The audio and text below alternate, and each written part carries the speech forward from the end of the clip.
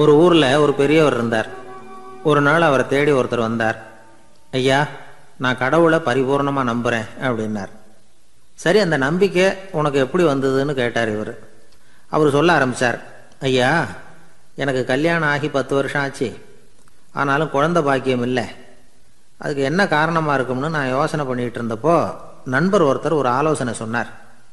உனக்கு மதப்பற்று இல்லை, எந்த கடவுளையுமே நம்ப மாட்டேங்கிற, அதுதான் காரணம். கடவுளை நம்பு, உனக்கு குழந்தை பாக்கியம் கிடைக்கும் அப்படின்னார். அவர் அப்படி சொன்னாரே தவிர எனக்கு சந்தேகம்தான். இருந்தாலும் அவர் சொன்னபடியும் நடந்து தான் பார்ப்போமே அப்படின்னு முடிவு பண்ணேன். கடவுளை நம்ப ஆரம்பித்தேன். அந்த வருஷமே அழகான ஆண் குழந்தை பிறந்தது. எல்லாம் இறைவன் அருள் அப்படின்னார். இவர் இப்படி சொன்னதை கேட்டதும் அந்த பெரியவர் சொன்னார், நீ சொல்றதெல்லாம் சரிதான். இருந்தாலும் இந்த காலத்தில் எந்த ஒரு காரியமாக இருந்தாலும் அதை சோதனை செஞ்சு பார்த்துட்டு தான் ஒரு முடிவுக்கு வந்து சேர முடியும். அறிவுபூர்வமான முடிவு அதுவாக தான் இருக்கும். அறிவியல் சோதனைகள் அப்படித்தான். ஒரு குறிப்பிட்ட விஷயத்தை பற்றி எத்தனை தடவை சோதனை பண்ணாலும் ஒரே முடிவு தான் கிடைக்கணும். அதுதான் சரியாக இருக்கும். அதனால் இப்போ மறுபடியும் ஒரு சோதனைன்னார். என்ன செய்யணும் அப்படின்னு கேட்டார் இவர். கடவுள்கிட்ட ஒரு பெண் குழந்தை வேணும்னு கேளு. முதல்ல ஆண் குழந்தையை கொடுத்தது மாதிரியே இப்போ ஒரு பெண் குழந்தையையும் கொடுக்குறாரா பார்க்கலாம் அப்படின்னார். சரின்னு சொல்லி இவர் அதே மாதிரி முயற்சி பண்ணினார். அதுக்கப்புறம் அவர் இந்த பெரியவர்கிட்ட வரவே இல்லை. கொஞ்ச காலம் கழித்து இவரே அவரை தேடிக்கிட்டு போய் கதவை தட்டினார். அவர் கதவை திறந்தார். என்ன ஆச்சு, கடவுள் கண் திறந்தாரா அப்படின்னு கேட்டார். அவர், அந்த சமாச்சாரம்லாம் நமக்கு வேணாம் சார். முதல் தடவை அது ஏதோ தற்செயலாக ஏற்பட்ட ஒரு சாதகம். இப்போ நீங்கள் 2வது தடவை சொன்ன பிறகு தினமும் கடவுளை வேண்டிக்கிட்டு தான் இருக்கிறேன், ஒன்றும் நடக்கலை அப்படின்னார் ரொம்ப விரக்தியா. ஒரே ஒரு தோல்வியில் உங்கள் நம்பிக்கையெல்லாம் பறந்து போயிட்டுது பார்த்தீங்களா அப்படின்னார் அந்த பெரியவர். எல்லாம் நல்ல விதமாக நடக்கிற வரைக்கும் நம்பிக்கை, எதிர்பார்த்தது தோல்வியில் முடிஞ்சுட்டுதுன்னா அவநம்பிக்கை. மற்றவர்கள் பேரில் வைக்கிற நம்பிக்கை எந்த நேரத்திலையும் விவகாரமாகி விடக்கூடிய சாத்தியம் உண்டு. நாம் நம்பிக்கை வைக்க வேண்டியது நம்ம கிட்ட தான். நமக்குள்ளே இருக்கிறார் கடவுள். எனவே நம்ம பேரில் நாம் வைக்கிற நம்பிக்கை தான் உண்மையான கடவுள் பக்தி. நிபந்தனையற்ற நம்பிக்கையாக அது இருக்கணும். எல்லாம் நல்லபடியாக நடந்துக்கிட்டு இருந்தால் எந்த முட்டாளுக்கும் நம்பிக்கை வரத்தான் செய்யும் அப்படிங்கிறது ஒரு பெரியவர் கருத்து. தியானத்தின் மூலமாக தான் உனக்குள்ள ஆழமாக தோண்டுனா உன்னுடைய அடி ஆழத்தில் நம்பிக்கை வந்து அப்படி ஊற்றெடுக்கும், அதை பார்க்க முடியும் அப்படிங்கிறது பெரியவர்கள் சிந்தனை. ஒரு குழந்தை அப்பாவை பார்த்து என்னப்பா பண்ணுறேன்னு கேட்டுதான். பிரார்த்தனை பண்ணிகிட்டு இருக்கிறேன்னாராம் அப்பா. பிரார்த்தனை பண்ணுனா என்ன கிடைக்கும் அப்படின்னு கேட்டுதான் குழந்தை. எல்லாம் கிடைக்கும் அப்படின்னாராம் அப்பா. நீ வச்சிருக்கிறிய பேனா அது கூட கிடைக்குமான்னு கேட்டுதான் குழந்தை. ஓ, கிடைக்குமேன்னு இருக்கார். அப்படின்னா அந்த பேனாவை என்கிட்ட கொடுத்துரு, நீ பிரார்த்தனை பண்ணி வேற பேனா வாங்கிக்கோ அப்படின்னு தான் அந்த குழந்தை. ஒரு நல்ல நகைச்சுவை எப்படி இருக்கணும், இதுக்கு ஒவ்வொருத்தர் ஒவ்வொரு மாதிரியான விளக்கத்தை கொடுத்துருக்குறாங்க. ஆனால் கலைவாணர் NS கிருஷ்ணன் கொடுக்குற விளக்கம் என்ன தெரியுமா? நகைச்சுவைங்கிறது அடுத்தவங்களுக்கு துன்பம் கொடுக்காம இருக்கணும், அடுத்தவங்க மனசை புண்படுத்தக்கூடாது, அதுதான் சிறந்த நகைச்சுவை அப்படிங்கிறார். அதுக்கு அவர் உதாரணமும் கொடுக்குறார். ஒரு ஏரி ஓரமாக 2 பசங்க நடந்து போயிட்டு இருக்கிறாங்க. அதில் ஒருத்தன் பணக்கார வீட்டு பையன், இன்னொருத்தன் ஏழை. இவங்க 2 பேரும் போயிட்டு இருக்கிறாங்க. வழியில் ஒரு இடத்துல ஒரு ஜோடி செருப்பு இவங்க கண்ணில் படுது. ஒரு விவசாயி அந்த செருப்பை அங்கே விட்டுட்டு பக்கத்தில் இருந்த ஏரியில் கை காலை கழுவிட்டு இருக்கிறார். உடனே அந்த பணக்கார பையனுக்கு ஒரு ஐடியா. அவன் சொன்னானா, டேய், இப்போ ஒரு வேடிக்கை செய்யலாம். அந்த செருப்பு 2ஐயும் தூக்கி எட்டத்தில் வீசி எரிஞ்சிருவோம். அந்த ஆள் வந்து பார்த்துட்டு செருப்பை தேடி அல்லாடுவான், அங்கேயும் இங்கேயும் ஓடுவான், திரு திருன்னு முழிப்பான். அதை பார்த்து நாம் ரசிக்கலாம், நல்ல தமாஷா இருக்கும் அப்படின்னு இருக்கான். இப்படி சொல்லிவிட்டு அந்த செருப்புகளை தூக்கிறதுக்கு போனானா. கொஞ்சம் பொறு அப்படின்னானா அந்த ஏழை பையன். ஏன்னு கேட்டிருக்கான் அவன். இப்போ அந்த ஏழை பையன் சொன்னானா, நீ சொல்றது ஒன்றும் வேடிக்கை கிடையாது. உன்னோட செருப்பு தொலைஞ்சா உன் அப்பா உடனே உனக்கு வேற செருப்பு வாங்கி கொடுத்துருவார். ஆனால் அந்த ஆளுக்கு இந்த செருப்பு தொலைஞ்சதுன்னா வேற புதுசாக வாங்கிறதுக்கு வாயையும் வயத்தையும் கட்டி பணத்தை சேர்க்க வேண்டியிருக்கும். அதனால நான் ஒரு வேடிக்கை சொல்கிறேன், அது மாதிரி செய், அது இன்னமும் தமாஷா இருக்கும் அப்படின்னானா. எப்படி அது சொல்லுன்னு இருக்கான் அவன். செருப்பு 2ம் அது இருக்கிற இடத்துலயே இருக்கட்டும். உன் சட்டை பையிலிருந்து ஒரே ஒரு ₹1 நாணயத்தை எடு. அதை அந்த செருப்பு மேலே அதோட குதிகால் பகுதியில் வச்சுட்டு நாம் 2 பேரும் அந்த மரத்துக்கு பின்னாடி ஓடி போய் மறைஞ்சு நின்றுக்குவோம், அப்புறம் பாரு வேடிக்கை அப்படின்னா. அதே மாதிரி 1 ரூபா காசு செருப்பு மேலே வச்சுட்டு இவங்க 2 பேரும் மறைஞ்சு நின்றுக்கிட்டாங்க. கொஞ்ச நேரத்தில் அந்த விவசாயி வந்தார். காலில் உள்ள மண்ணை தட்டிவிட்டு செருப்பை மாட்டுறதுக்காக போனார். அங்கிருந்த காசு கண்ணில் போட்டுட்டுது. அவருக்கு ஆச்சரியமாக போச்சு. அதை கையில் எடுத்து பார்க்குறார். 4 பக்கமும் திரும்பி திரும்பி பார்க்குறார், யார் இதை வச்சிருப்பான்னு. கடைசியில் ஆகாயத்தை பார்க்குறார். ஆண்டவா, இது உன்னோட கருணை தான். நீ தான் யாரோ புண்ணியவான் மனசில் தர்மம் பண்ணுற எண்ணத்தை உண்டாக்கி இருக்கிற. அந்த புண்ணியவான் நல்லா இருக்கணும் அப்படின்னு வாழ்த்தி அந்த காசை கண்ணில் ஒத்திக்கிட்டாராம். மறைஞ்சிருந்து பார்த்துக்கிட்டு இருந்த ஏழை பையன் இப்படி சொன்னான், பாத்தியா, உன்னை புண்ணியவான்னு வாழ்த்திவிட்டு போறார் அந்த ஆள். அவருக்கும் சந்தோஷம், அதை பார்த்து நமக்கும் சந்தோஷம். உனக்கு 1 ரூபாங்கிறது ஒரு பெரிய விஷயம் இல்லை, ஆனால் அதனால் நமக்கு கிடைச்சிருக்கிற மகிழ்ச்சி ரொம்ப உயர்வானது அப்படின்னு நானா. வேடிக்கையும் கிண்டலும் இது மாதிரி அடுத்தவங்களுக்கு இடைஞ்சலாக இல்லாமல் இருக்கணும் அப்படிங்கிறார் கலைவாணர். ஆனால் பாருங்க, அவருக்கே இடைஞ்சலாக வர்ற விஷயங்களை கூட அவர் வேடிக்கையாக தான் எடுத்துக்கிட்டாராம். ஒரு தடவை ஒருத்தர் கலைவாணர்கிட்ட வந்து, ஐயா, என் குழந்தை செத்து போச்சு அப்படின்னு சொல்லி அழுதாராம். உடனே அவருக்கு 100 ரூபா பணத்தை கொடுத்து, இந்தாங்க அடக்கம் செய்யுங்க அப்படின்னு சொல்லி அனுப்பி வச்சாராம். 1 வருஷம் கழிச்சு மறுபடியும் அதே ஆள் வந்திருக்கார். இவர் மறந்துருப்பாருங்கிற நினைப்புல, அண்ணே என் குழந்தை இறந்து போச்சுண்ணே அப்படின்னாராம். இவர் மறுபடியும் 100 ரூபாய் கொடுத்து ஆறுதல் சொல்லி அனுப்பி வச்சாராம். 7-8 மாசம் கழிச்சு மறுபடியும் அதே ஆள் வந்திருக்கார். அவர் வாயை திறக்கிறதுக்கு முன்னாடியே இவர் 100 ரூபாய் அவர் கையில வச்சு, போன 2 தடவை தான் குழந்தை செத்து போச்சு, இந்த தடவையாவது அதை சாகாம காப்பாத்தி விடு அப்படின்னு சொல்லி அனுப்பி வச்சாராம். அதுக்கப்புறம் அந்த ஆள் வர்றதே இல்லையா. ஒரு ஊர்ல ஒரு கோயில் இருந்தது. ரொம்ப பழைய கோயில். உள்ள போறதுக்கே பயமா இருக்கும். எந்த நேரத்தில் இடிஞ்சு விழுந்துருமோ அப்படிங்கிற பயம். அப்படி இருந்ததுனால யாரும் துணிஞ்சு சாமி கும்பிடுறதுக்கு அங்கே போறதில்ல. கோயிலுக்கு வர்ற கூட்டம் கொஞ்சம் கொஞ்சமா குறைய ஆரம்பிச்சுட்டுது. கோயில் நிர்வாகிகள் எல்லாரும் கூடி உட்காந்து பேசினாங்க. என்ன பண்ணலாம்னு யோசனை பண்ணாங்க. எந்த இடம் மோசமா இருக்கோ அந்த இடத்த பழுது பார்த்தாங்க. அங்கே எங்கே வர்ணத்தை பூசி கொஞ்சம் அழகுபடுத்தி பார்த்தாங்க. ஏதோ இந்த ஊரில் கோயில்னு ஒன்று இருக்கு, அது மக்களுக்கு தெரியணும் அப்படிங்கிறதுக்காகத்தான் இப்படிலாம் பண்ணாங்க. இருந்தாலும் கோவில் இருக்கிற நிலைமை மக்களுக்கு தெரியும். அதனால் அங்கே வர்றது குறைச்சிக்கிட்டாங்க அவங்க. ஒரு கட்டத்தில் யாருமே வர்றதில்லை. நிலைமை அந்த அளவுக்கு ஆயிட்டுது. மறுபடியும் கோவில் நிர்வாகிகள் கூட்டம் நடந்தது. இந்த கூட்டம் கூட கோயிலுக்கு உள்ளே நடக்கலை, இடிஞ்சு விழுந்துருமோங்கிற பயம். அதனால் வெளியில தான் உட்காந்து கூட்டத்தை நடத்தினாங்க. ஏன்னா உள்ளே போகிறதுக்கு அவங்களுக்கும் துணிச்சல் கிடையாது. எந்த நேரமும் விழுந்துரும் போல இருந்தது அது. அது வழியாக போகிறவங்க கூட வேகமாக அந்த இடத்த கடந்து போக ஆரம்பிச்சிட்டாங்க. கோவில் நிர்வாகிகள் வெளியில் உட்காந்து கூட்டம் போட்டாங்க இல்லையா, அந்த கூட்டத்தில் 4 தீர்மானங்களை நிறைவேற்றினாங்க. அது என்ன 4 தீர்மானம்னா, முதல் தீர்மானம், இந்த கோவிலை இடிப்பது அப்படிங்கிற முடிவை இந்த கமிட்டி மிகவும் வருத்தத்துடன் ஏற்றுக்கொள்ளுகிறது அப்படின்னு நிறைவேற்றினாங்க. இதுக்கு பதிலாக இன்னொரு கோவிலை உடனடியாக கட்டி முடிச்சுடணுங்கிறது 2வது தீர்மானம். 3வது தீர்மானம் என்ன தெரியுமா, பழைய கோவிலின் கதவுகள், அதிலிருந்து பிரித்து எடுக்கிற செங்கல், இதையே புது கோவில் கட்டுவதற்கு பயன்படுத்தி கொள்ள வேண்டியது. பழைய கோவில் இருந்த மாதிரியே அதே வடிவத்தில் புது கோவிலையும் கட்ட வேண்டியது. பழைய கோவிலின் அஸ்திவாரத்தை அப்படியே வச்சுக்கிட்டு அதுக்கு மேலே நாம் கோயிலை கட்டிக்க வேண்டியது. இதுதான் 3வது தீர்மானம். இதையும் கமிட்டி முழு மனசோட ஏற்றுக்கிட்டது. இது வரைக்கும் சரி. இப்போ அந்த கமிட்டி 4வதாக ஒரு முக்கியமான தீர்மானத்தை கொண்டுகிட்டு வந்து அதையும் ஏகமனதாக நிறைவேற்றி விட்டது.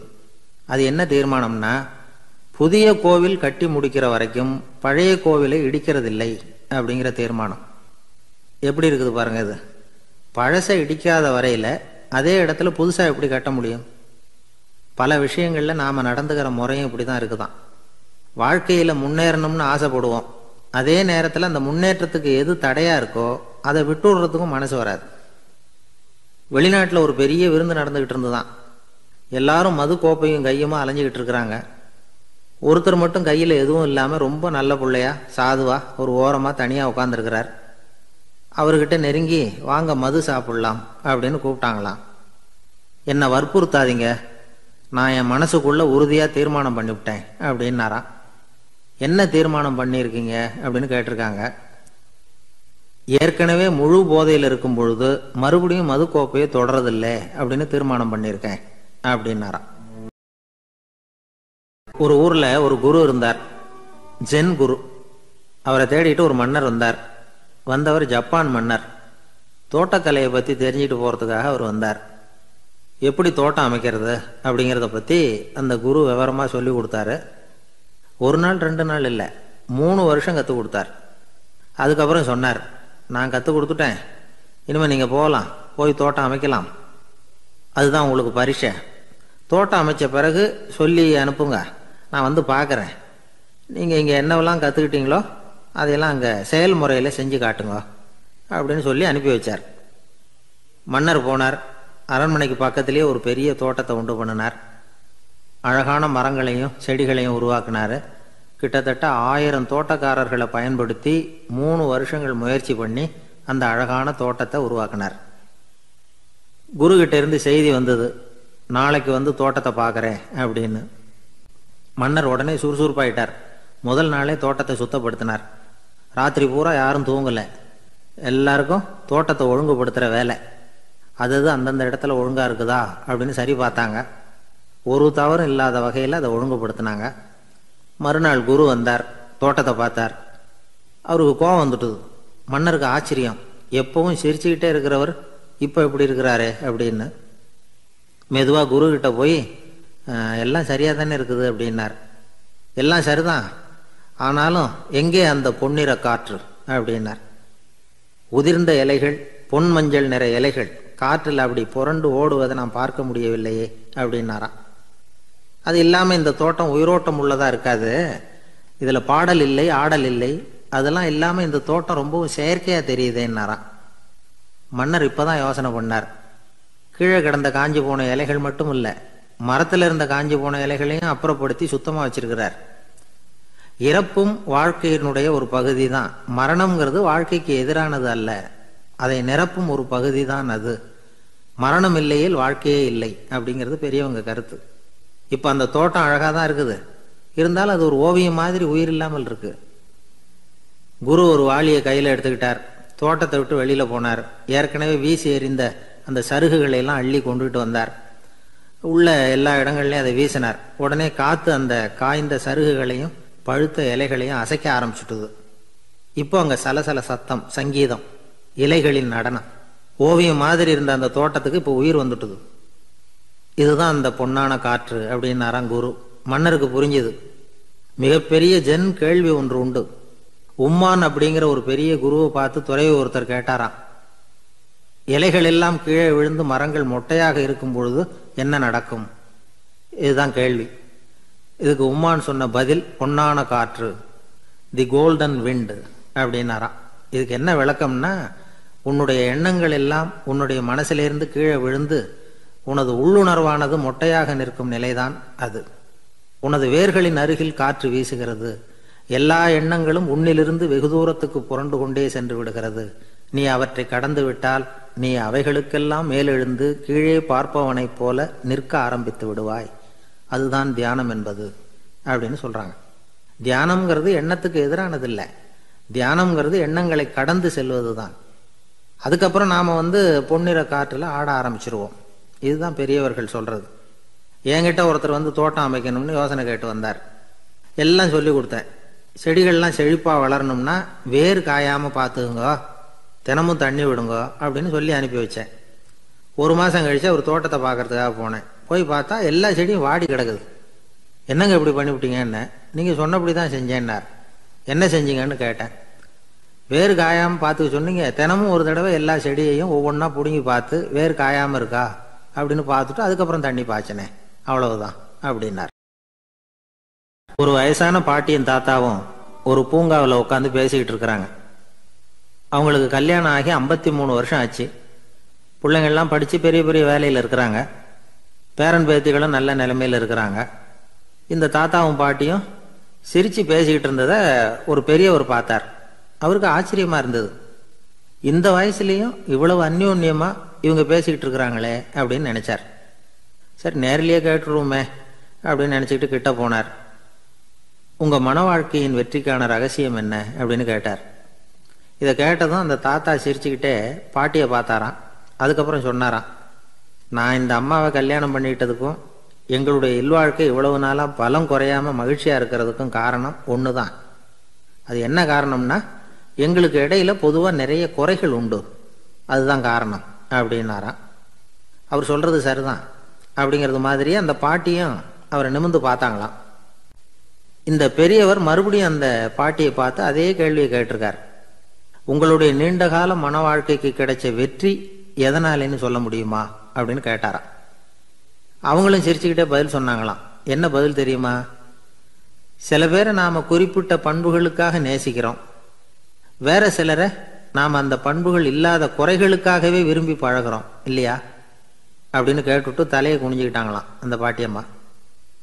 அவங்க அப்படி சொன்னதை கேட்டதும் இவருக்கு புதுசாக ஞானம் பிறந்தது மாதிரி இருந்துதான். இதுதான் மனம் நிறைந்த மன வாழ்க்கை அப்படிங்கிறார் சுவாமி சின்மயானந்தர். பண்புகளை எப்படி நேசிக்க முடியுதோ அதே மாதிரி பண்புகள் இல்லாத குறைகளையும் நேசிக்க முடியும். மனசு தான் காரணம். ஒரு மேல்நாட்டு தம்பதி, அவங்களும் தாத்தா பாட்டி தான். அவங்க ரெண்டு பேரும் ஒரு பூங்காவில் உட்காந்து சிரித்து பேசிக்கிட்டு இருக்கிறாங்க. அதை ஒருத்தர் பார்த்தார். அவருக்கு ஆச்சரியம், இவ்வளவு காலம் ஆகி இந்த வயசுலையும் இப்படி அன்பாக பேசிக்கிட்டு இருக்கிறாங்களே அப்படிங்கிற ஆச்சரியம். கிட்ட நெருங்கி போனார். கேட்டார், ஏன் தாத்தா உங்களுக்கு கல்யாணம் ஆகி எவ்வளோ வருஷம் ஆச்சுன்னார். 55 வருஷம் ஆச்சுன்னாராம் அவர். இன்னமும் இவ்வளவு சந்தோஷமாக இருக்கிறீங்களே, அதுக்கு என்ன காரணம்னு கேட்டிருக்கார். அதுக்கு என்ன காரணம்னா, இது வரைக்கும் எங்களுக்குள்ள சண்டையே வந்ததில்லை அப்படின்னாராம். அது எப்படி முடியும்னு கேட்டிருக்கார் இவர் ஆச்சரியமா. அந்த தாத்தா சொல்ல ஆரம்பிச்சாராம், இதை பாருப்பா, எங்களுக்கு கல்யாணம் ஆன புதுசில் நானும் என்னுடைய மனைவியும் ஒரு குதிரை மேலே ஏறி ஒரு காட்டு வழியாக போய்கிட்டு இருந்தோம். கொஞ்சம் தூரம் போனதும் அந்த குதிரை எடக்கு பண்ணிச்சு. நான் உடனே கீழே இறங்கி அந்த குதிரையை பார்த்து, இது உனக்கு முதல் தடவை அப்படின்னு மிரட்டலாக சொல்லிவிட்டு ஏறி உட்காந்தேன். மறுபடியும் போனோம்.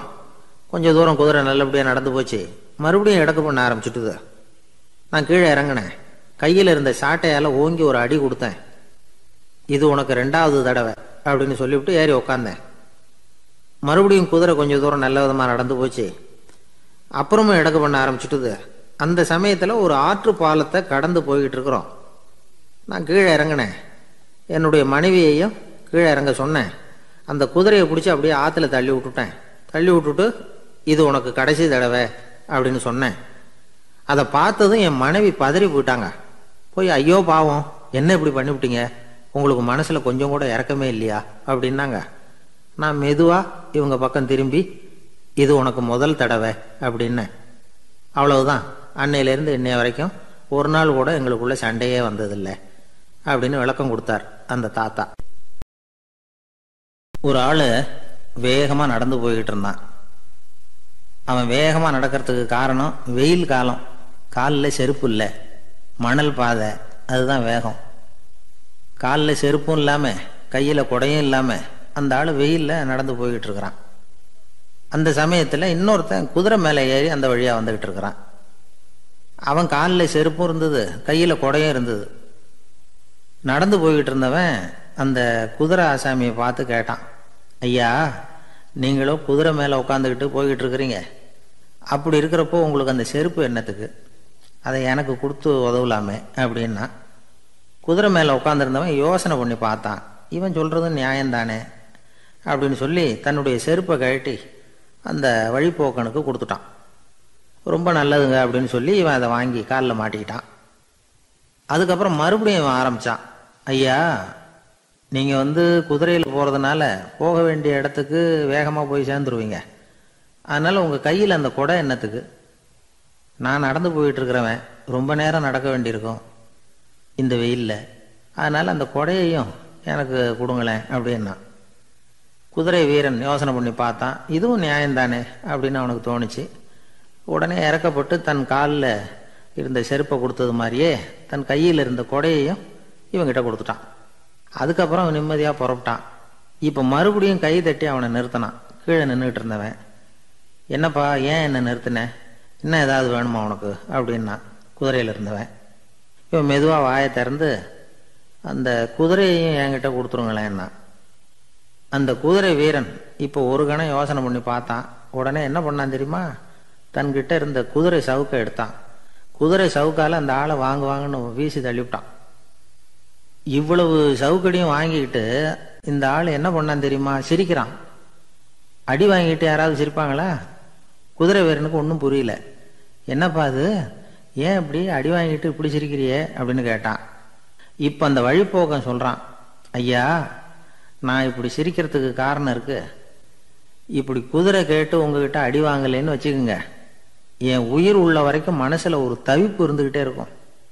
செருப்பையும் கொடையையும் கேட்ட உடனே கொடுத்தவன் குதிரையையும் கேட்டிருந்தா கொடுத்துருப்பானோ அப்படிங்கிற பேராசையில் ஏங்கிக்கிட்டே இருந்திருப்பேன். இப்போ உங்ககிட்ட அடி வாங்கின பிறகு என்னுடைய அந்த சந்தேகம் தீர்ந்து போச்சு.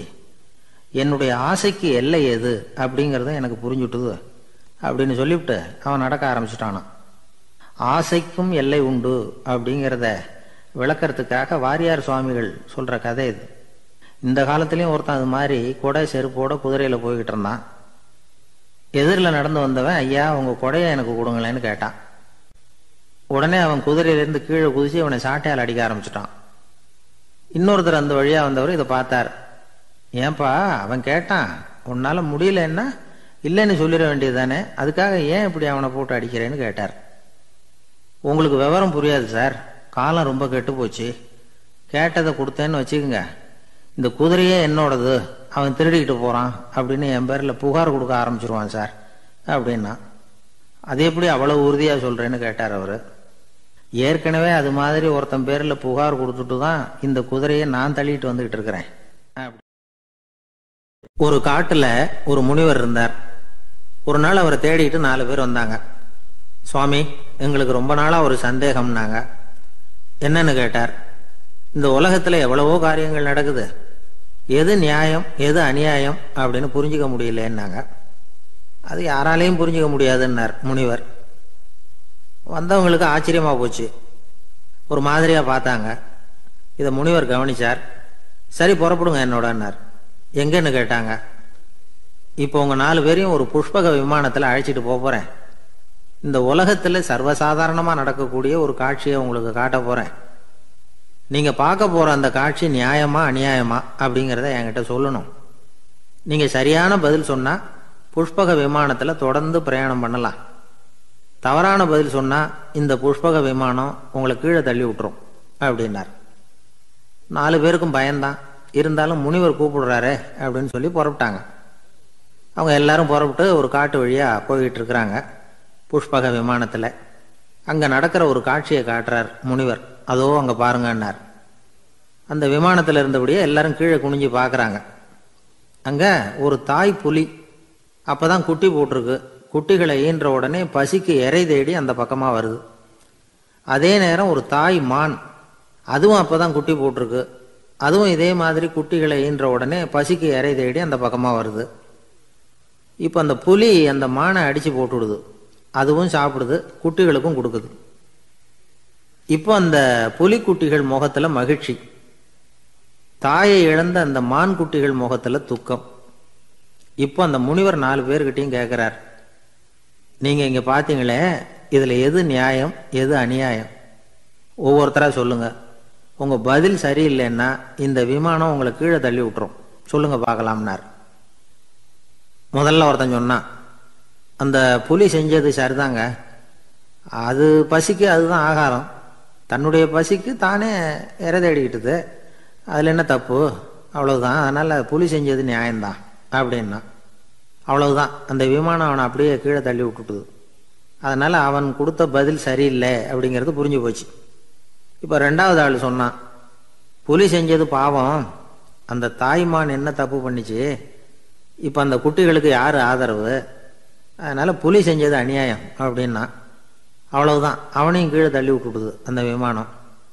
இந்த பதிலும் சரியில்லை அப்படின்னு ஆயிட்டுது. இப்போ 3வது ஆள் வந்தான். முதல்ல 2 பேர் கீழே விழுந்ததை பார்த்துக்கிட்டு இருந்தான்.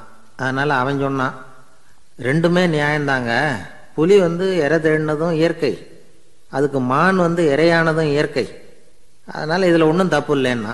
அவ்வளவுதான், அவனையும் அந்த விமானம் கீழே பிடிச்சி தள்ளி விட்டுது. இப்போ 4வது ஆள் வந்தான். முனிவர் கேட்டார், நீயாவது சொல்லுப்பா, இந்த செயலில் எது நியாயம்னார். அவன் தெளிவாக பதில் சொன்னான். அதாவது என்ன சொன்னான்னா, எனக்கு தெரியல அப்படின்னா. அவனை விமானம் கீழே தள்ளலை, சௌரியமாக அழைச்சிட்டு போட்டுது. இவனும் பிரயாணம் சௌக்கியமாக பண்ணானா. ஆக இதுதான் சரியான பதிலுங்கிறத முனிவர் உணர்த்தினார். இந்த கதையிலிருந்து நாம் புரிஞ்சுக்க வேண்டியது என்னன்னா, இந்த உலகத்தில் எவ்வளவோ காரியங்கள் நடக்குது.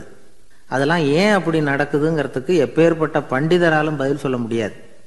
தெரியாததை தெரியாதுன்னு ஒத்துக்கிட்டா வாழ்க்கை பிரயாணம் சுகமாக இருக்கும். அதனால் தேவையில்லாத விஷயங்களை புரிஞ்சுக்கிறதுக்கு நேரத்தை செலவு பண்ணிகிட்டு இருக்கக்கூடாது. வாழ்க்கையை குழப்பிக்க கூடாது. வாழ்க்கைக்கு தேவையானது என்னவோ அதை மட்டும் புரிஞ்சுக்கிட்டா போதும். இந்த காலத்து ஆள் ஒருத்தன் ஒரு பெரியவரை தேடி வந்தான். ஐயா, ஒரு சந்தேகம்னா. என்ன உன்னுடைய சந்தேகம்னார். பகுத்தறிவுன்னா என்ன, விதின்னா என்ன அப்படின்னு கேட்டான். இதுக்கு அவரு, இப்போ உன்னுடைய வலது காலை தூக்குன்னார். தூக்கினான். சரி, இப்போ உன்னுடைய வலது காலை கீழே இறக்காம உன்னுடைய இடது காலையும் தூக்குன்னார். தூக்கினான். பொத்துன்னு கீழே விழுந்துட்டான். பெரியவர் சொன்னார், உன்னால் ஒரு காலை தூக்க முடிஞ்சுது, அதுதான் பகுத்தறிவு. 2 கால்களையும் ஒரே சமயத்தில் தூக்குனா அடிபடும், அப்படிங்கிறது தான் விதி அப்படின்னு விளக்கம் கொடுத்தார். இவன் தன்னுடைய விதியை நொந்துக்கிட்டே இடுப்பை பிடிச்சிக்கிட்டு அங்கேருந்து நடந்து போயிட்டானான். நாட்டில் நல்லவங்க ஒருத்தர் 2 பேர் இருக்கிறதுனால தாங்க மழையே பெய்யுது அப்படின்னு சொல்கிறது உண்டு. நல்லார் ஒருவர் உளரேல் அவர் பொருட்டு எல்லாருக்கும் பெய்யும் மழை. சில சமயம் ரொம்ப பேர் திடீர்னு நல்லவங்களாகிடுவாங்க போல இருக்கு. அதனால தான் விடாமல் பேய் மழையாக கொட்டி தீர்த்துடுது. எல்லாரும் நல்லவங்களாகிட்டா உலகமே தாங்காது போல இருக்க. அப்பப்போ ஒருத்தர் 2 பேர் நல்லவங்களாகணும். அப்போ தான் சீராக மழை பெய்யும். மாதத்துக்கு 3 பேர் நல்லவங்களானா மாதம் மும்மாரி பொழியும். இதெல்லாம் வேடிக்கை பேச்சு. இப்போ இதெல்லாம் ஒரு பக்கம் இருக்கட்டும். இப்போ விஷயத்துக்கு வருவோம். ஒரு கும்பலில் நல்லவன் யார் அப்படிங்கிறத எப்படி கண்டுபிடிக்கிறது? இதுக்கு ஒரு வேடிக்கை கதை உண்டு. என்னுடைய நண்பர் ஒருத்தருக்கு அவங்க பாட்டியம்மா சொன்ன கதையும் அது. அது என்ன கதைன்னா, ஒரு ஊரில் ஒரு சமயம் பலமான மழை பெய்ய ஆரம்பிச்சுட்டு தான். இடி மின்னல் ரொம்ப கடுமையாக இருந்திருக்குது. ஆரம்பித்த மழை வர வர கடுமையாக ஆகிட்டு இருக்குதே தவிர நிற்கிற பாடாக தெரியல. ஊர் ஜனங்கள்லாம் பார்த்தாங்க. இதுக்கு மேலேயும் வீட்டு உள்ள இருந்தால் ஆபத்துங்கிறத புரிஞ்சுக்கிட்டாங்க. ஏன்னா வீடெல்லாம் இடிஞ்சி விழுந்துருமோங்கிற பயம். உடனே எல்லாரும் புறப்பட்டு ஊருக்கு பொதுவாக இருந்த ஒரு மண்டபத்தில் போய் தங்கிக்கிட்டாங்க. மின்னல் கடுமையாக இருந்தது. இடி எந்த நேரத்துலையும் விழலாம்ங்கிற நிலைமை. எப்போ விழலாம்னு பார்த்துக்கிட்டு இருக்குது. அந்த மண்டபத்தில் இருந்த ஜனங்கள் மனசுக்குள்ள ஒரு பயம். நம்ம கூட்டத்தில் யாராவது ஒரு கெட்டவன் பாவம் பண்ணவன் இருந்தால் கூட இடி இந்த மண்டபத்தில் விழுந்துரும், அது எல்லாருக்கும் ஆபத்து அப்படின்னு நினச்சாங்க. சரி, இதுக்கு என்ன பண்ணலாம் அப்படின்னு யோசனை பண்ணாங்க. அந்த கூட்டத்தில் ஒரு பெரியவர் இருந்தார். அவர் ஒரு யோசனை சொன்னார். இதை பாருங்க, அதுக்கு ஒரு வழி இருக்குது. அதோ எதிர்த்தாப்புல கொஞ்சம் தூரத்தில் ஒரு உயரமாக மரம் ஒன்று இருக்குது பாருங்க. பொதுவாக இடி சுலபமாக விழறது அது மாதிரி உயரமான மரத்தில் தான். நம்ம கூட்டத்தில் இருக்கிறவங்க எல்லாரும் ஒவ்வொருத்தராக போய் அந்த மரத்தை தொட்டு விட்டு திரும்பி வந்துடணும். நம்மள பாவம் பண்ணவன் யாரோ அவன் அந்த மரத்தை தொடுற சமயத்தில் இடி விழுந்துடும். அவன் மட்டும் போயிடுவான். மண்டபத்தில் இருக்கிற நாமெல்லாம் பொழைச்சிக்கலாம் அப்படின்னு ஐடியா கொடுத்தார் அந்த பெரியவர். இது நல்ல யோசனையாக பட்டது. எல்லாரும் ஒத்துக்கிட்டாங்க. ஒவ்வொருத்தராக போய் அந்த மரத்தை தொட்டு விட்டு திரும்பி வந்தாங்க. இடி எதுவும் விழலை. இன்னமும் பாவம் பண்ண ஆசாமி அதை போய் தொடலை போல இருக்கு அப்படின்னு நினச்சிக்கிட்டாங்க. ஒவ்வொருத்தராக போகிறாங்க. எல்லாரும் போய் தொட்டுவிட்டு வந்தாச்சு. இன்னும் ஒரே ஒரு ஆசாமி தான் பாக்கி. கடைசியாக இருந்த அந்த ஆள் பயந்துட்டான். இது வரைக்கும் இடி விழலைன்னா இப்போ என்ன அர்த்தம்? இப்போ நாம தான் பாக்கி, நாம தான் தப்பு பண்ண ஆள் போல இருக்கு அப்படின்னு நினச்சிட்டான். அதனால் துணிச்சலாக போய் தொடுறதுக்கு பயந்தான். தயங்கிக்கிட்டே இருந்தான். இருந்தாலும் மற்றவங்கள்லாம் சும்மா இருப்பாங்களா? கட்டாயப்படுத்தி கழுத்தை பிடிச்சி தள்ளாத குறையா அவனை தள்ளி விட்டாங்க. போய் தொட்டுட்டு வாடான்னு. அவன் நடுங்கிட்டே போய் அந்த மரத்தை தொட்டான். அதே வினாடி ஒரு பயங்கரமான மின்னல் இடி விழுந்துட்டுது. எங்கே விழுந்தது தெரியுமா? அந்த ஆள் மேலே இல்லை, மண்டபத்தில் விழுந்தது. மண்டபத்தில் இருந்தவங்க பூரா காலி. அந்த ஒரு ஆள் மட்டும் பொழைச்சிக்கிட்டான். இந்த ஒரு ஆளை காப்பாற்றுறதுக்காக தான் இடி மண்டபத்தில் விழாமல் இருந்திருக்குது. இதுதான் கதை. அதனால் நல்லவங்க எப்படியும் தப்பிச்சுக்குவாங்க அப்படிங்கிறது ஒரு நீதி. ஒருத்தன் அப்படி தான் தெருவில் நடந்து போய்கிட்டு இருந்தான். ரொம்ப நல்லவன். எதிரில் ஒருத்தன் சைக்கிளில் வந்துக்கிட்டு இருந்தான். அதில் மோதி இவன் கீழே விழுந்துட்டான். சைக்கிள்காரன் உடனே இறங்கி இவனை தூக்கி விட்டான். இவன் எழுந்திரிச்சு அவனை முறைச்சி பார்த்தான். அப்படி பார்க்காதீங்க சார், நீங்கள் ரொம்ப புண்ணியம் பண்ணியிருக்கீங்க, அதுதான் இப்போ சைக்கிளில் மோதிக்கிட்டீங்க அப்படின்றான். என்ன அப்படி சொல்கிறேன் நான்? இவன் 10 நிமிஷத்துக்கு முன்னாடி நான் லாரி ஓட்டிகிட்டு வந்தேன், அப்போ நீங்கள் எதிரில் வந்திருந்தீங்கன்னா என்ன ஆயிருக்கும் அப்படின்னானா அவன். எனக்கு தெரிஞ்ச ஒருத்தர் இருக்கார். அவர் ஒரு பெரிய காவல்துறை அதிகாரி. ரொம்ப கண்டிப்பானவர். அவரை கண்டாவே எல்லாரும் பயப்படுவாங்க. அப்படிப்பட்டவர் வீட்டுக்கு போனால் அப்படியே அடியோட மாறிடுவார். அங்கே போய் பார்த்தீங்கன்னா குழந்தைகளோட குழந்தையா அவர் விளையாடிக்கிட்டு இருப்பார். அலுவலக சமயத்தில் பார்த்தீங்கன்னா குதிரை முதுகில் அவர் உட்காந்துருப்பார். வீட்டில் பார்த்தீங்கன்னா அவர் முதுகில் குழந்தை உட்காந்துருக்கும். அவர் குதிரை மாதிரி போயிட்டு இருப்பார். இது எப்படிங்க முடியுது உங்களால் அப்படின்னு கேட்டாங்க. அது ஒன்றும் இல்லை, இங்கே வீட்டுக்கு வந்த உடனே என்னோட மனசை தனியாக எடுத்து வச்சிருவேன் அப்படின்னார். அது என்னங்க உங்கள் சட்டப்பயிலியாக இருக்குது மனசு, அது தனியாக எடுத்து வைக்கிறதுக்கு அப்படின்னு கேட்டாங்க. அப்படி இல்லைங்க, இது ஒரு பயிற்சி, மனப்பயிற்சி, அவ்வளவுதான் அப்படின்னார்.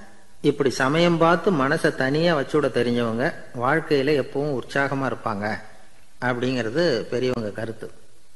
ஒரு டாக்டர் ஆஸ்பத்திரியில் இருக்கிற வரைக்கும் டாக்டராக இருக்கலாம். அவர் மனைவிகிட்டையும் அவர் டாக்டராக இருக்க வேண்டிய அவசியம் இல்லை. ஒரு வக்கீல் கோர்ட்டில் இருக்கிற வரைக்கும் வக்கீலாக இருக்கலாம். வீட்டுக்கு வந்ததுக்கு அப்புறமும் வக்கீலாக இருக்க வேண்டிய அவசியம் கிடையாது. வீட்டில் குழந்தைகள்கிட்ட விளையாடும் பொழுதும் அதுகள்கிட்ட ஃபீஸு கேட்டுக்கிட்டு இருக்கக்கூடாது. நாம் எப்படி இருக்கணும்னு பெரியவங்க சொல்கிறாங்கன்னா, மனசோட சேரக்கூடாதான். அப்படி சேராமல் வாழ்க்கையை கவனிக்கணுமா. மனசை அப்படியே தனியாக எடுத்து பக்கத்தில் வச்சுடணும். அப்படின்னா அதை அப்படியே தூக்கி எறிஞ்சுடு அப்படின்னு அர்த்தம் இல்லை. ஏன்னா மனசுங்கிறது நமக்கு உபயோகப்படக்கூடிய ஒன்று தான். எப்போ எப்போ அது தேவையோ அப்பப்போ எடுத்து உபயோகப்படுத்திக்கணும். தேவைப்படுறப்போ எடுத்து கண்ணாடியை மாட்டிக்கிறோம்ல, படிக்கும் பொழுது கண்ணாடி தேவைப்படுது, எடுத்து மாட்டிக்கிறோம் இல்லையா? அது மாதிரி கணக்கு போடுறதுக்கு மனசு தேவை. கடைக்கு போய் ஒரு பொருள் வாங்குகிறோம், காசு கொடுக்குறோம், மீதி சில்லறை சரியாக இருக்கா அப்படின்னு எண்ணி பார்த்து வாங்க வேண்டியிருக்கு. அந்த சமயத்தில் மனசை எடுத்து தனியாக வச்சுட்டேன் அப்படின்னு சொல்லிட்டு இருக்கக்கூடாது. பரீட்சைக்கு படிக்க வேண்டியிருக்குது, படித்ததையெல்லாம் அப்படியே நினைவில் வச்சுக்க வேண்டியிருக்கு. அந்த சமயத்தில் மனசை தூக்கி எறிஞ்சுட்டேன் சார் அப்படின்னு சொல்லிட்டு இருக்கக்கூடாது. அப்படி சொன்னால் பரீட்சை நம்மளை தூக்கி எறிஞ்சிடும். அதனால் தேவைப்படுறப்போ மனசை உபயோகப்படுத்தணும், தேவையில்லாதப்போ அதை தனியாக ஓய்வு எடுத்துக்க விட்டுடணும். இப்படி நாம் பழக்கப்படுத்திக்கிட்டா வாழ்க்கைங்கிறது நமக்கு புதுசாக தெரியுமா. மனசுக்கும் ஒரு சக்தி கிடைக்கும். எந்திரங்களுக்கு ஓய்வு கொடுக்குற மாதிரி மனசுக்கும் ஓய்வு கொடுக்கணும், இல்லைன்னா அது களைச்சி போயிடும். குழந்தைகள் மனசை சுமந்துக்கிட்டு இருக்கிறது இல்லை. இது முதியவர்கள் குழந்தைகள்கிட்ட இருந்து கற்றுக்க வேண்டிய ஒரு பாடம். ஆனாலும் இந்த கால குழந்தைகள்கிட்ட ரொம்ப எச்சரிக்கையாக இருக்க வேண்டியிருக்கு. ஒரு தாத்தாவும் பேரனும் விளையாடிக்கிட்டு இருக்கிறாங்க. தாத்தா எனக்கு சைக்கிள் ஓட்ட கற்றுக் கொடு அப்படிங்கிறான் பேரன். சைக்கிள் உயரம் கூட இல்லை, அதுக்குள்ளே சைக்கிள் ஓட்டணுமா அப்படின்னார் தாத்தா. ஏன் தாத்தா, ரயில் ஓட்டுறாரே அவர் என்ன ரயில் நீளமாக இருக்கார் அப்படின்னு கேட்டானா அந்த பையன். ஒரு ஊரில் ஒரு ஆள் இருந்தான், தையல் கடை வச்சிருந்தான். அவங்ககிட்ட ஒருத்தன் ஒரு சட்டை துணி எடுத்து கொடுத்து தைக்க சொல்லியிருந்தான். வர்ற சனிக்கிழமை வா, வாங்கிட்டு போ அப்படின்னு அவன் சொல்லியிருந்தான். அதே மாதிரி அவன் வந்தான். அவன் தச்சு வச்சிருந்த சட்டையை கொடுத்தான். இவன் வாங்கி அங்கேயே போட்டு பார்த்தான். கை நீளம் ஒன்றுக்கு ஒன்று வித்தியாசமாக இருந்தது. வலது கை இடது பக்கத்தை விட நீளம் குறைச்சலாக இருந்தது. இவன் முணுமுணுக்க ஆரம்பிச்சிட்டான், என்ன இது இப்படி தச்சு விட்டியே அப்படின்னு. இதுக்கு அவன் சொன்னான், ஐயய்யா இதுக்காகவா சங்கடப்படுறீங்க, வலது கையை மட்டும் கொஞ்சம் உள்ள இழுத்தாப்புல வச்சுக்கிட்டீங்கன்னா சரியா போடும். மற்றபடி அந்த சட்டையில் உள்ள கலை அம்சத்தை கவனிங்க, எவ்வளவு அற்புதமாக தைச்சிருக்கேன் பாருங்க. ஒரு சின்ன குறைய பொருட்படுத்தாதீங்க. நான் சொன்னது மாதிரி கையை கொஞ்சம் உள்ளே இழுத்து வச்சுக்கிட்டு நீங்கள் பாட்டுக்கு நடந்து போங்க, ஜோராக இருக்கும் அப்படின்னா. அவனும் யோசனை பண்ணி பார்த்தான். சரியான யோசனையாக தான் தோணுச்சு. கொஞ்சம் முயற்சி பண்ணி வலது கையை உள்ளே இழுத்து சட்டை சரியாக இருக்கிறது மாதிரி பண்ணிட்டான். இப்போ மறுபடியும் ஒரு பிரச்சனை. வலது கையை உள்ளே இழுத்த மாதிரி வச்சுக்கிட்டதும் முதுகு பக்கம் கொஞ்சம் துணி தளர்ந்து தொங்குறது மாதிரி ஆயிட்டுது. என்னது முதுகு பக்கம் துணி குவிஞ்சுட்டுதே, அப்படியே தொங்குறது மாதிரி இருக்க அப்படின்னு அவன் மறுபடியும் ஆரம்பித்தான். ஐயா இதுக்காகவா கவலைப்படுறீங்க, உடம்பு அதுக்கு தகுந்த மாதிரி கொஞ்சம் வளைச்சிக்கிட்டா போச்சு. இதுக்காக அந்த அழகான தையலை பிரித்து அதில் உள்ள கலை அம்சத்தை கெடுக்கிறதுக்கு என் மனசு இடம் கொடுக்கல. எவ்வளவுக்கு தளர்த்தியாக இருக்கோ அவ்வளவுக்கு கொஞ்சம் உடம்பை வளைச்சி அப்படியே வச்சுங்க, சரியாக போடும் அப்படின்னா. இதுவும் நல்ல யோசனையாக போடுது அப்படின்னு நினச்சானா இவன். சரின்னு சொல்லிவிட்டு புறப்பட்டான். தெருவில் இறங்கினான். கையை கொஞ்சம் உள்ளே இழுத்தான், உடம்பை கொஞ்சம் வளைச்சி வச்சுக்கிட்டான், சட்டைக்கு தகுந்த மாதிரி பண்ணிட்டான். அப்படியே மெதுவாக நடந்து போனான். இப்போ எதிரில் இன்னொருத்தன் வந்தான். இவனை பார்த்தான். இவன் போட்டிருக்கிற சட்டையை பார்த்தான். ஆஹா அற்புதமாக இருக்கு. நான் சும்மா சொல்லக்கூடாது, ரொம்ப நல்லா இருக்குது இது. நிச்சயமா இது இந்த ஊர் மேல தெருவில் ஒருத்தன் இருக்கிறானே அவன் தைச்சதா தான் இருக்கணும் அப்படின்னு நானா. இதை கேட்டதும் உனக்கு ஆச்சரியம் ரொம்ப. எப்படி அவ்வளவு கரெக்டா கண்டுபிடிச்சிங்க அப்படின்னு கேட்டிருக்கான்.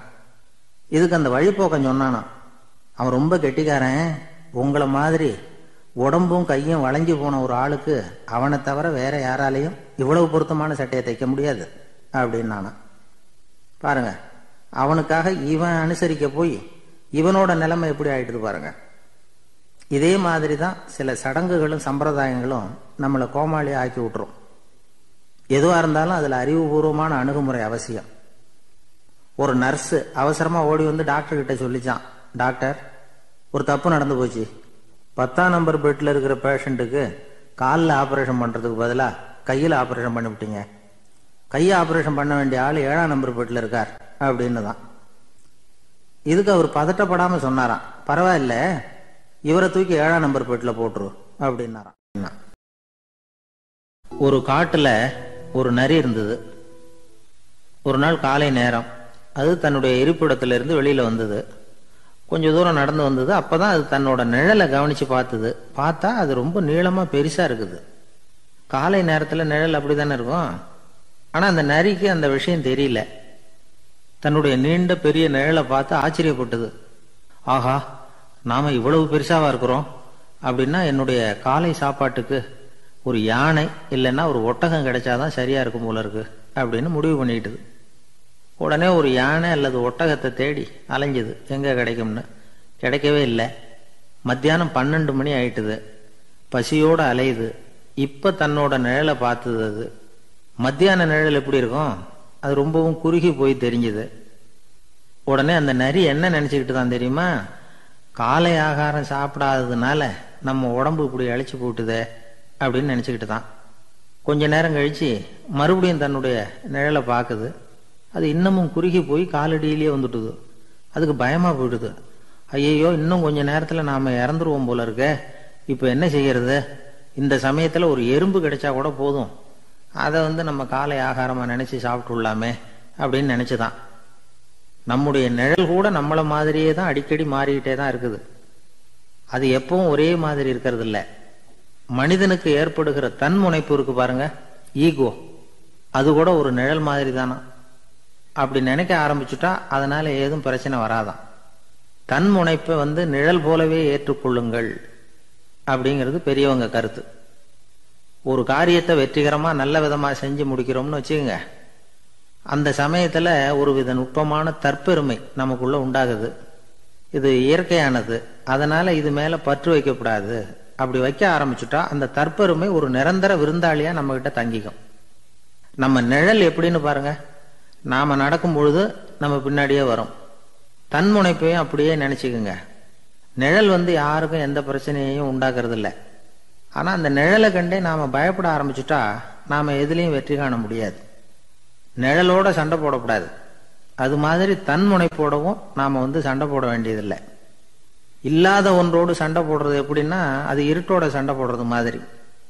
நாம நிழல் கிடையாது, நம்ம கிட்ட இருக்கிற தன்முனைப்பு ஒரு நிழல். நம்ம நிழலையும் நமக்கு சமமா பாக்குறோம் பாருங்க, அங்கதான் சிக்கலே ஆரம்பம். இப்போ நாம நடந்து போய்கிட்டு இருக்கிறோம். நம்ம நிழல் தரையில விழுது. யாரோ ஒருத்தர் நம்ம நிழல் மேல காலை வச்சு நடந்து போறார். உடனே அவர்கிட்ட சண்டைக்கா போறோம், ஏண்டா என் நிழலை மிதிச்ச அப்படின்னு. நமக்கு தெரியும் அது நிழல் தாங்கிறது. அவர் உங்க மேல நடக்கல, உங்களுடைய நிழல் மேலதான் நடக்கிறார். அது மாதிரி உங்க தன்முனைப்பின் மேல யாராவது நடந்தா உங்களை அவமானப்படுத்துறதா நினைக்கிறீங்க. காரணம், நாமளும் நம்ம தன்முனைப்பும் ஒண்ணுங்கிற நினைப்பு தான் காரணம். மற்றபடி வேற ஒண்ணும் கிடையாது. நம்ம நிழல் மேல நடக்கிறவர் நம்மளை காயப்படுத்துறது இல்லை. தன்முனைப்பை வேண்டாத ஒன்னாவும் பார்க்க வேண்டியதில்லை. அது இயற்கை. நிழலை உங்க முன்னாடி வைக்க வேணாம், அது உங்க பின்னாடியே இருக்கட்டும். நிழலின் நிழலாகி விடாதீர்கள், நீங்கள் நீங்களாகவே இருங்கள். இதுதான் சான்றோர் சிந்தனை. ஒரு பேருந்துல ஒரே நெரிசல். ஒருத்தர் பக்கத்துல நின்றுகிட்டு இருந்தவர்கிட்ட ரொம்ப பணிவா விசாரிச்சார், ஏன் சார் நீங்க ஏதாவது பெரிய உத்தியோகத்துல இருக்கிறீங்களா அப்படின்னார். அப்படிலாம் ஒண்ணும் இல்லைங்க என்னார் அவரு. அப்படின்னா வேற ஏதாவது அரசியல்ல பெரிய பதவியில் இருக்கிறீங்களா அப்படின்னு கேட்டார். அதுவும் இல்லைங்க என்னார். சரி, பணமாவது அதிகமா வச்சிருக்கீங்களா அப்படின்னு கேட்டார். அப்படிலாம் ஒன்றும் கிடையாது சார்னார் அவரு. அப்புறம் எதுக்குடா என் காலை மிதிச்சுக்கிட்டு இருக்கிற, எடுறா காலை அப்படின்னாராம் இவர். ஒரு ரயில் வேகமா போயிட்டு இருக்கு. அது ஒரு ரயில்வே ஸ்டேஷன்ல கொஞ்ச நேரம் நின்னுது. அப்போ அதுல ஒரு ஆள் ஏறினார். தலையில ஒரு மூட்டையை வச்சிருந்தார். மூட்டையை தலையில சுமந்துக்கிட்டே உள்ள வந்தாரு. மூட்டையை தலையில சுமந்துக்கிட்டே ஒரு இடத்துல உட்கார்ந்தார்.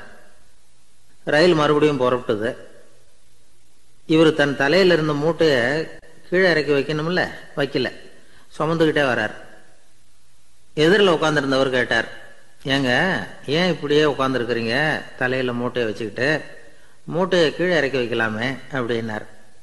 வேணாங்க, பாவம், தலையில இருக்கிற மூட்டையை இறக்கி ரயிலில் வச்சா ரயிலுக்கு பாரம் அதிகமா இருக்கும் அப்படின்னார் அவரு. இப்படி ஒரு ஆளை பார்த்தா நமக்கு சிரிப்பு தான் வரும். ஏன்னா ரயிலுங்கிறது அந்த மூட்டையையும் சேர்த்து சுமந்துக்கிட்டு தான் போகுது. அவன் அந்த மூட்டையை தலையில வச்சிருந்தாலும் ஒண்ணுதான், தரையில வச்சிருந்தாலும் ஒண்ணுதான். அதனால ரயிலுக்கு எந்த மாற்றமும் ஏற்பட போறதில்லை. அதே மாதிரி தான் நம்ம மனமும். இதுவும் ஒரு தேவையில்லாத சுமை, அனாவசியமா சுமந்துக்கிட்டு இருக்கிறோம். இத கீழே இறக்கி வச்சுட்டா வாழ்க்கை பிரயாணம் சுகமா இருக்கும். ரயில் பிரயாணம் பண்ற அந்த ஆள் மூட்டையை சுமக்கிறான், வாழ்க்கை பிரயாணம் பண்ற நாம மனசை சுமக்கிறோம். இது ரெண்டுக்கும் எந்த வித்தியாசமும் இல்லை. மனசை கீழே இறக்கி வச்சுட்டா பாரம் இல்லாமல் வாழலாம், பறவைகள் மாதிரி பறக்கலாம், குழந்தைகள் மாதிரி கள்ளங்கபடம் இல்லாம வாழலாம். இந்த வெளி உலகத்துல நாம நிலை பெற்று இருக்கணும், வேரூன்றி இருக்கணும். அதே சமயம் நம்முடைய உள் வெளியில ஆன்மீக வாழ்க்கையில பாரம் இல்லாம இருக்கணும். அப்போ பறக்கணும், நதியை போல ஓடணும், மிதக்கணும். பயணம் சுகமா இருக்கும், களைப்பு தெரியாது, கவலை தெரியாது. ஒரு சீடன் போதி தர்மரை நாடி வந்தான். குருவே, நீங்கள் என்ன வெறுமையாக இருக்க சொன்னீங்க, நான் இப்ப மறுபடியும் வெறுமையானவன் ஆகிட்டேன், அதனால இப்ப என்ன செய்ய சொல்றீங்க என்ன அப்படின்னு சொல்லி நின்னான். உடனே அந்த குரு பக்கத்துல இருந்த ஒரு குச்சியை எடுத்து அவன் தலையில அடிச்சு, போய் அந்த வெற்றுத்தன்மையையும் வீசி எறிந்து விட்டு வா அப்படின்னார். நான் இப்போ காலியா இருக்கிறேன்னு ஒருத்தன் சொல்றான்னு வச்சுங்க, அது உண்மை இல்லை. ஏன்னா இன்னமும் அதுல நான்கிற எண்ணம் இருக்குது. எந்த சிந்தனையும் இல்லாம இருக்கிறது கடினம்தான். ஆனாலும் மனிதன் அதுல உள்ள நுட்பத்தை புரிஞ்சுக்கிட்டான்னா, இவ்வளவு தூரம் தூக்கி சுமந்துக்கிட்டு வந்த அந்த மனதின் முட்டாள்தனத்தை அவனே பார்த்துட்டு சிரிப்பான். இதுதான் பெரியவங்க சொல்லியிருக்கிற ஆலோசனை. நம்மால் ஒருத்தன் தலையில ஒரு பெரிய மூங்கில் கூடையோட ரயில்ல உட்கார்ந்தான். கூடை தலையில இருந்தது, கீழே இறக்கி வைக்கல. எதிரில் இருந்தவர் கேட்டார், ஏங்க எதுக்காக அதை அனாவசியமா சுமந்துக்கிட்டே இருக்கீங்க, கீழே இறக்கி வைங்களேன்னார். இல்லைங்க, நான் வீட்டை விட்டு புறப்படும் பொழுதே என் பையன் சொல்லிவிட்டான், கூடைய தலையை விட்டு இறக்கக்கூடாதுன்னு அப்படின்னார். அவன் சின்ன பையன், விவரம் இல்லாம சொல்லியிருப்பான். இப்ப என்ன நேரில் வந்தா பார்த்துக்கிட்டு இருக்கிறான், நீங்க இறக்கி வைங்கன்னார் அவர். அவன் நேரில் பார்த்துக்கிட்டு இல்லை, இருந்தாலும் நான் இந்த கூடையை கீழே இறக்கி வச்சா அது அவனுக்கு தெரிஞ்சிடும் அப்படின்னாரு இவர். அது எப்படின்னார் அவர். அவன் தனக்கு டிக்கெட் வாங்க வேணாம்னு சொல்லி இப்ப இந்த கூடைக்குள்ளதான் உட்கார்ந்துருக்கிறான் அப்படின்னார் இவர். ஒரு